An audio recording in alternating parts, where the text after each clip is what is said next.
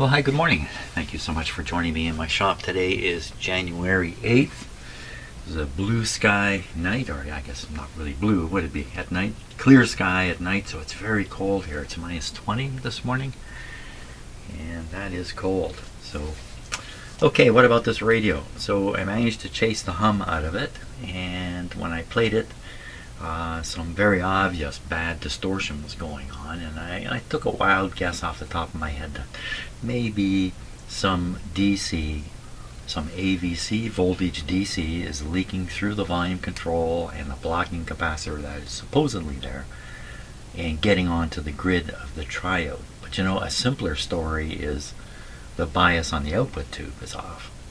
So something's definitely off, and I'm going to start with the bias of the output tube. Quite often these radios, the blocking capacitor isn't doing its job anymore, and some plate voltage from the previous tube is leaking through to the grid of the output tube and pushing it positive. And this is reducing the bias on it, and along with that reducing its, we can call it headroom for a signal coming in. So a small signal might still make it to the speaker without too much distortion, but a large signal, because of the bad bias, will drive the tube into cutoff or something of that sort's happening. That I think is really probably what the problem is. So we need to find the capacitor that would be responsible for this. So if we look for the output tube, where are you, output tube? This one right under here. And we see suspicious capacitors. 1, 2, 3 of them here. Even this thing, this black one here, could be it. You'd expect it to come from the previous tube, so it's probably this one or this one. But let's find out. We'll take a look at the schematic here. Okay. So what we're pondering or wondering about is this capacitor right here. So this guy is blocking the DC from this side from getting through onto the grid. The grid should be at 0 potential relative to the B minus line, and the cathode should be raised up positive by 10 volts or something in that range. So this guy, so he's hooked up to the grid. They didn't write the pin numbers on here, so we have to look for 35L6. Which pin is the grid on? Okay, we'll look for that. Okay, grid is on pin number 5 of the tube here.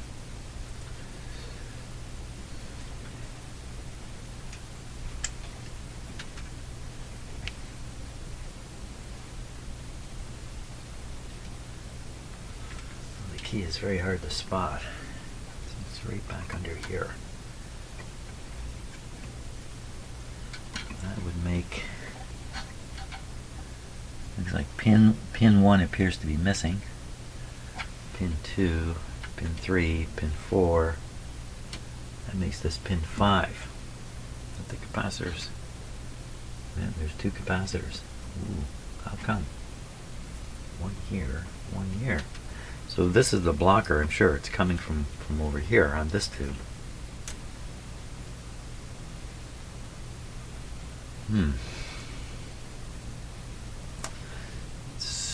This is probably, let's see, this is also going from the same pin 5. It's going around to pin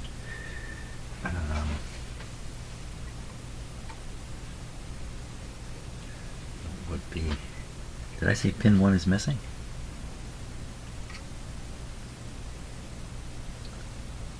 Sure looks like it. The socket doesn't actually have a pin spot. That doesn't make sense. 1, 2, 3, 4, 5, 6, 7.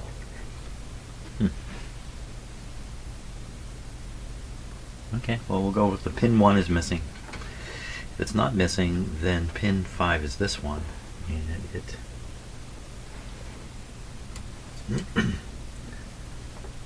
does not have a capacitor connected to it, so I'm sure I counted them right. So what's this guy? why we got two of them here? Two capacitors off of pin 5? I don't remember that. Oh, and there they are, right there. So what is this guy up to? Excuse me. Right between the cathode.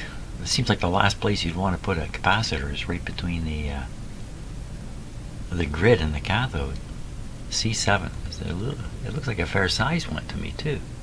0.0005. So it's a small capacitor value-wise.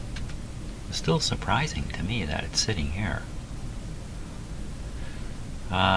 This guy can present problems if he's really leaky. So we'll do these one at a time.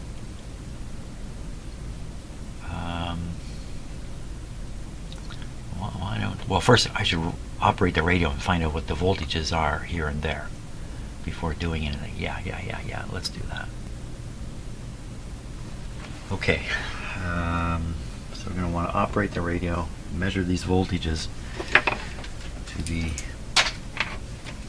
B minus. The B minus. Have I not made such a measurement already?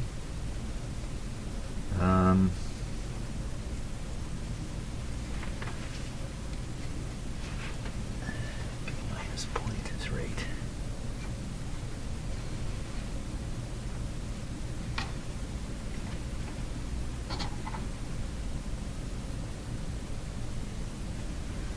Wait a minute, there's something kind of funny going on here.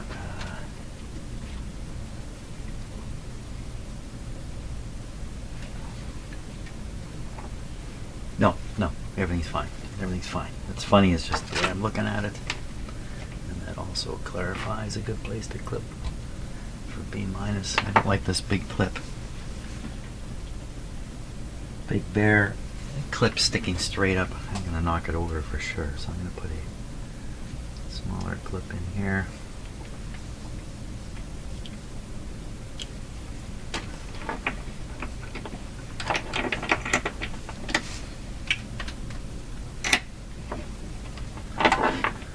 Okay, so we're ready now. We're going to measure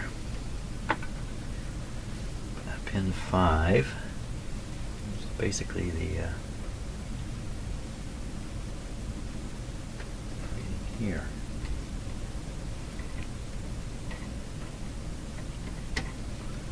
And then the cathode, we also want to measure the cathode.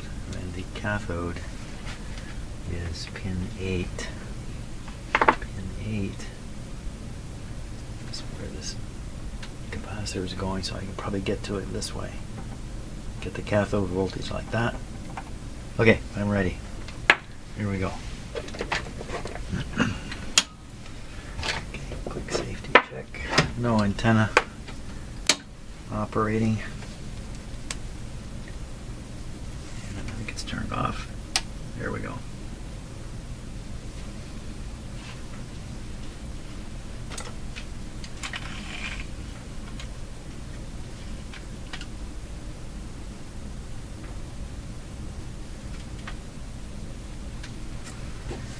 Okay, and we are not even turned on here. Set to 15 volts. Ooh. That radio's playing.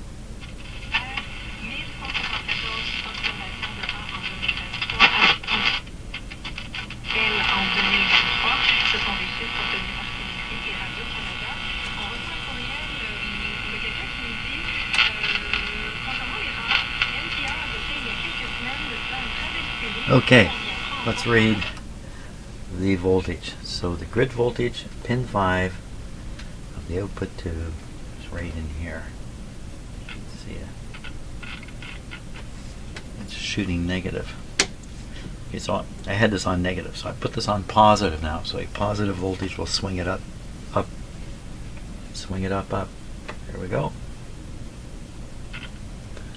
So there's a positive voltage, a 15 volt scale of about 4 volts, almost 4 volts on it. And then we go for the cathode now, which was the back of this capacitor, and we should see something like 10 See, 6 volts. So we have 6 volts. I better look at the biasing on the schematic again. Yeah, there was a resistor there. Huh.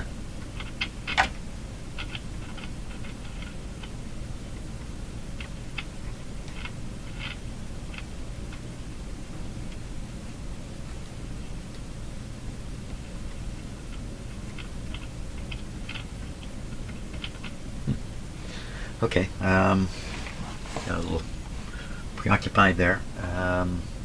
So we'll need to change this guy now. The other one just doesn't seem. Oh, this is the other one. What am I talking about? This is the one we want to change. So we look at the plate voltage that it's holding back.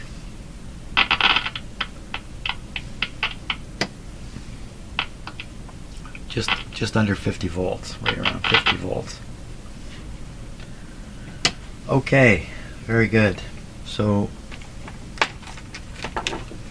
we need to figure out if the plate resistor or the cathode resistor is out of sorts too. I'm going to turn this off before I forget. Okay, let's look at the schematic again.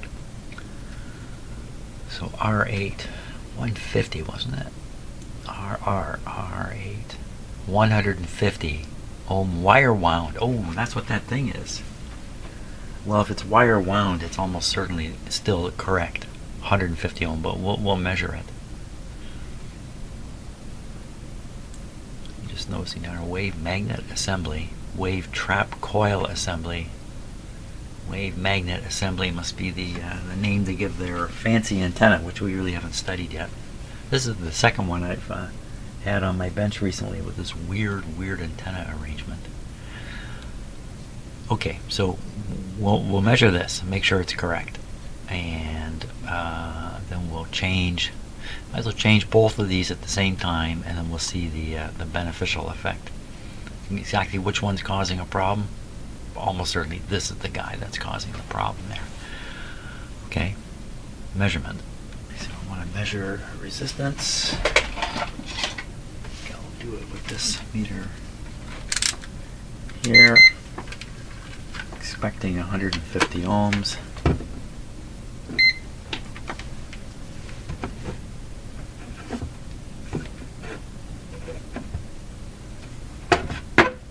There.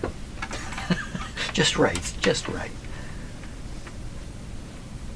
150 ohms, eh?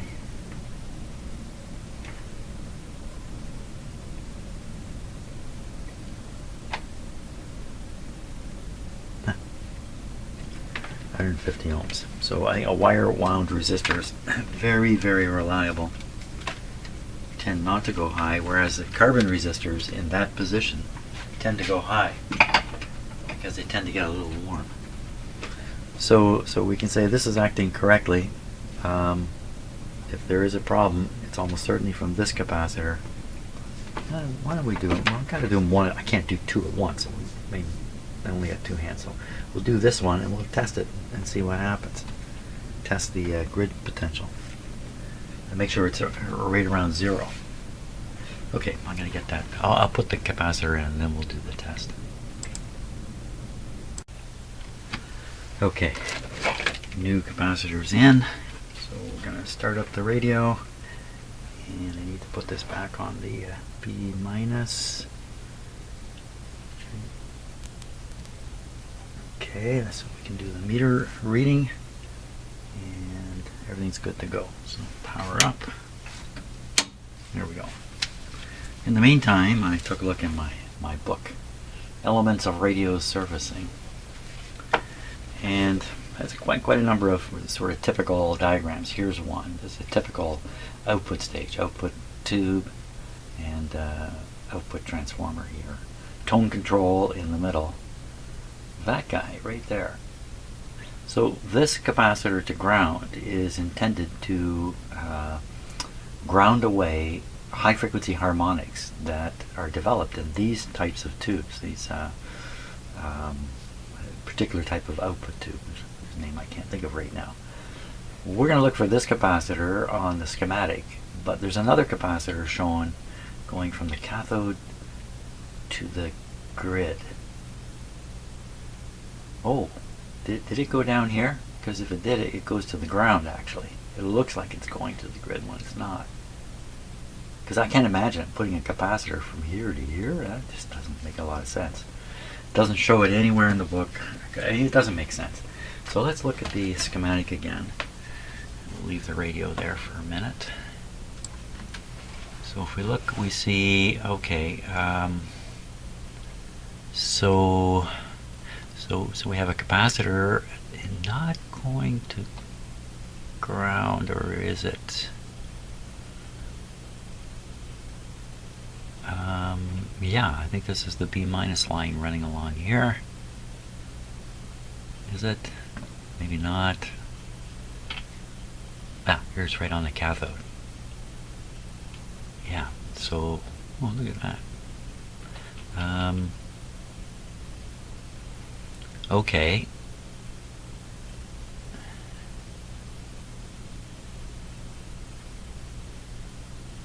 It's just showing kind of funny how maybe they should have drawn this line and put a dot here or something. But anyway, this is doing the job, the same thing as in the book. It's attempting to deal with any harmonics that are coming out of here. This is the capacitor I'm warning about. No, it's connected right from grid right to cathode. What is this? Now there's a tone control with a switch. Here it is here. It's way back on the way back here.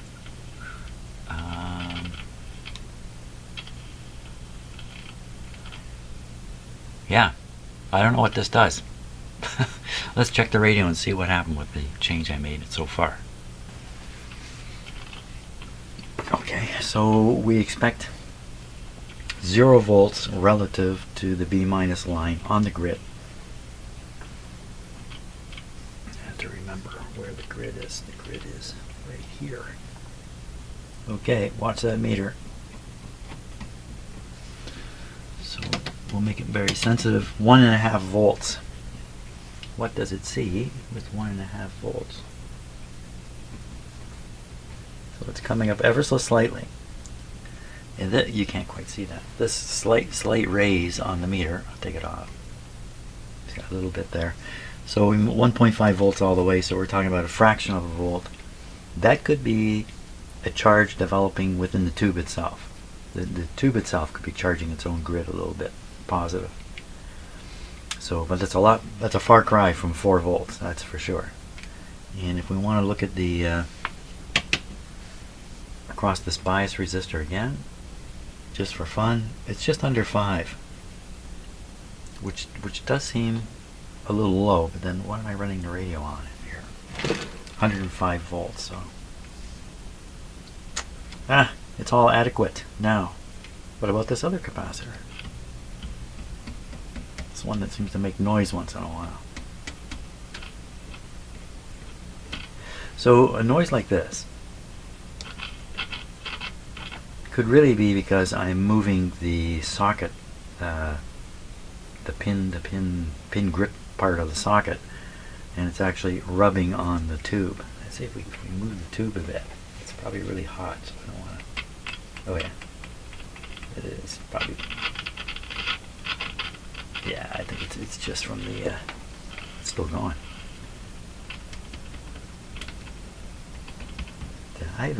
Did I test the tubes in this radio?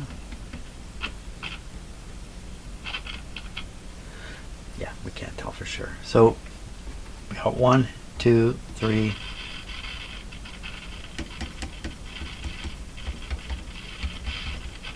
Got a lot here. 1, 2, 3, 4, 5, 6 more to go.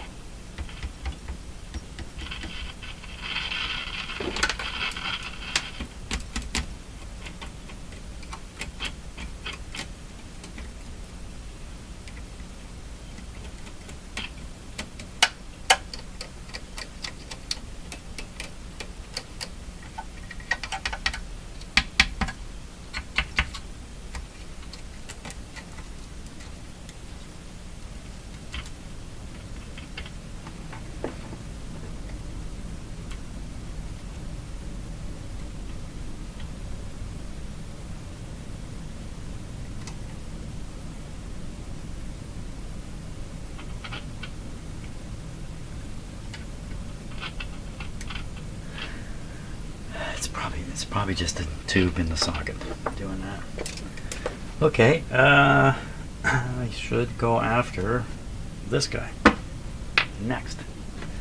And that one I think was very small, 0.0005. Okay, let's give these two capacitors a test. This first one is the... Did I already test these? I didn't test these. First one is the grid blocker. We tested the result. The result was replacing this stopped the leak. So here we go, 50 volts, watching the eye. He's not coming open at all. So yeah. Okay. This one here.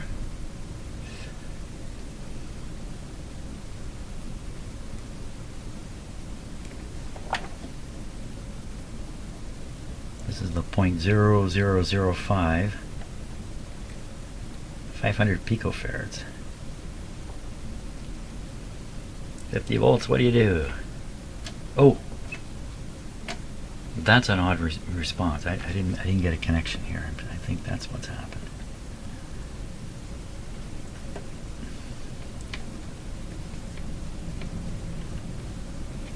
Let's try this.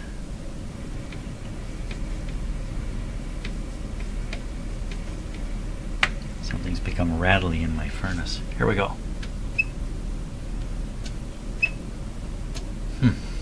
It's a very, very small capacitor, so it's charging up very quickly. It looks to me like it's... So that's 150 volts. It won't open. I don't know what to make of that. Give it a moment to discharge. We'll try measuring it.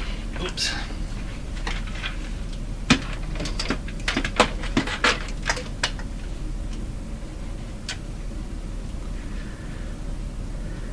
Right. Okay. So I had to put a ceramic capacitor in place of the wax one. What did he do with it? Here it is. Now, I really don't know how valid this test is. We will see.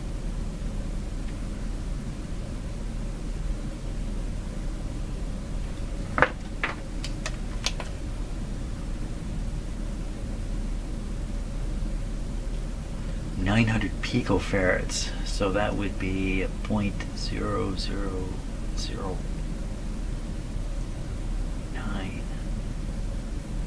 So it's showing, it should be 500. It's showing it at 900. And I believe from my experience, what that says is the capacitor is leaky and the test is invalid.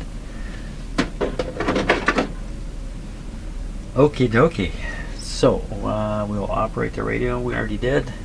Operate it again with this guy in place. I don't think we're going to hear any difference at all.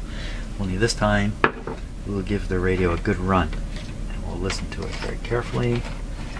So first things first, coffee break time. Okay, let's give this radio another go, and I'm going to douse it with a little more WD-40. This is a different can that hopefully has some pressure in it. And we're going to shoot it in here.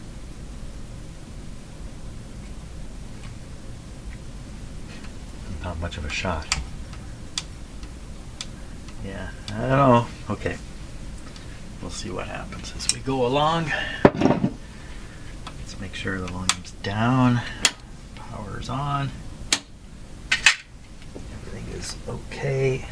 Antenna switched on too. So I've got this loop of wire here is attached to an outdoor antenna of some significant strength. Hey, were you listening to radio last night? Yesterday evening? I was. What a strange experience. I turned on my radio and where's the noise? There's no noise. I started tuning around, there's just nothing. I mean, there's a little wee bit of noise. I left a long wire tail in there, I gotta get it out. And even with it operating. And I eventually did tune in some shortwave stations. Ooh, that's a little scary.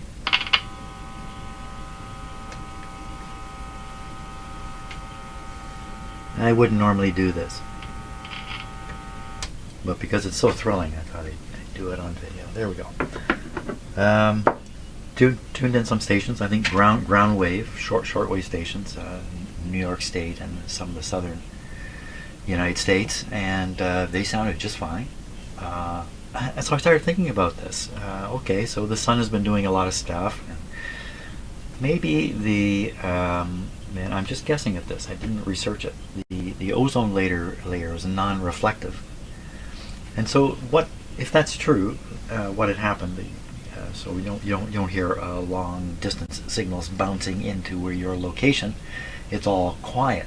What else is quiet? Well, along with those radio signals from some distance away, bouncing off the ionosphere, coming down to your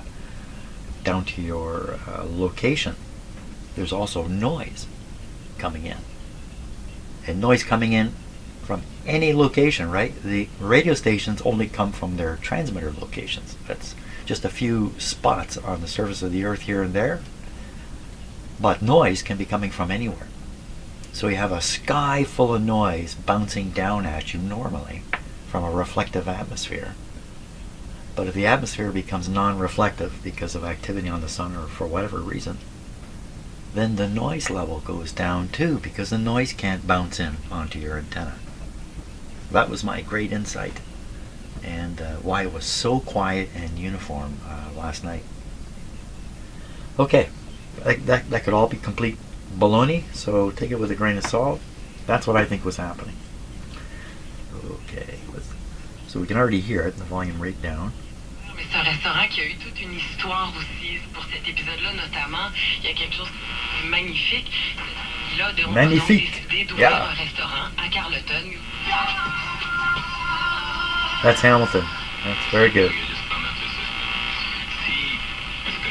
Oh my gosh, it's another Montreal station.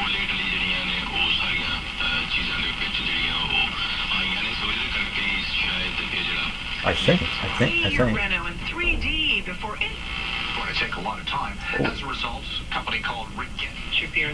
Now, the reason it's picking it up like this is because of this loop I've got here. You guys, thanks a lot, man. All right, coming up, as the internet finally given up its war against free speech. That's next on the Ben Mulroney Show. There's no war against free speech going on. You know, people come on the public radio and they make statements which are completely fabricated, just something to say to keep their show going. A complete fabrication, and this is probably 50% of the stuff we hear. It's just a guy fabricating it, similar to what I just did a minute ago, except I'm not portraying news here or some kind of current event thing or whatever. Just whatever comes in your head, go ahead and say it. Get your ratings. Get your ratings. Boy, oh boy.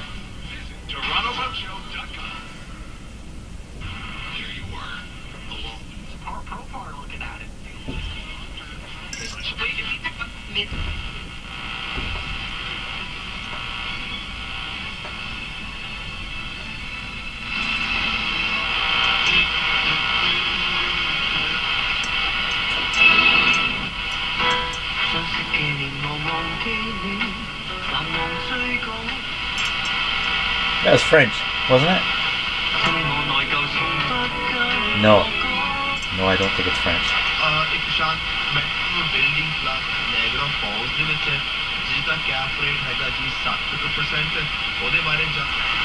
So I get a fair bit of community type radio or short range AM radio here coming up from the big city of Toronto and that. Fantastic. Okay, so radio's working well. I'm sure we solved some serious problems with the output tube not being operated properly. That's good. I can be a little more relaxed now as I work on the radio because I know that the output tube's not at risk. Fantastic. Some more capacitors to go. Thanks a lot for watching today, and you have a great day. See ya.